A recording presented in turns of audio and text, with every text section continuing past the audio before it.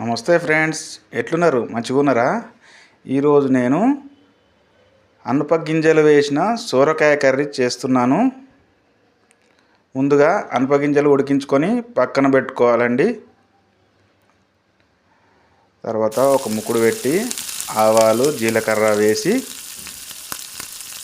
కొద్దిగా వేగాక పచ్చిమిర్చి వేసి మంచిగా వేగనివ్వాలి. అలాగే ఉల్లిపాయలు కరివేపాకు వేసి వేపుకోవాలండి.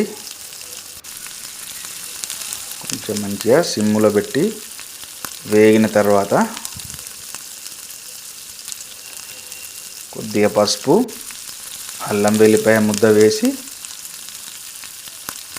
మంచిగా కలుపుకుంటూ వేగనివ్వాలి. అడుగు పట్టకుండా చూసుకోవాలండి.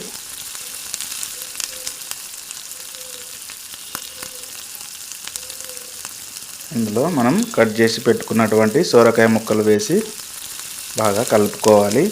కలుపుకొని మూత పెట్టి మీడియం ఫ్లేమ్లో మంచిగా ఉడికించుకోవాలండి.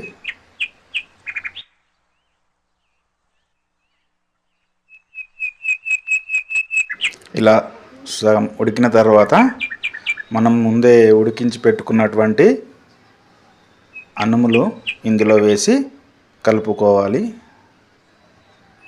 కలుపుకొని మళ్ళీ కొద్దిసేపు ఉడికించుకోవాలండి.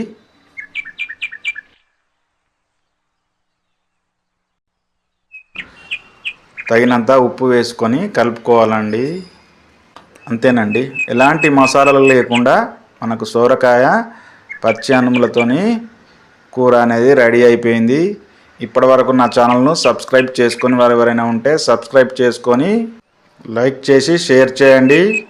Thank you friends.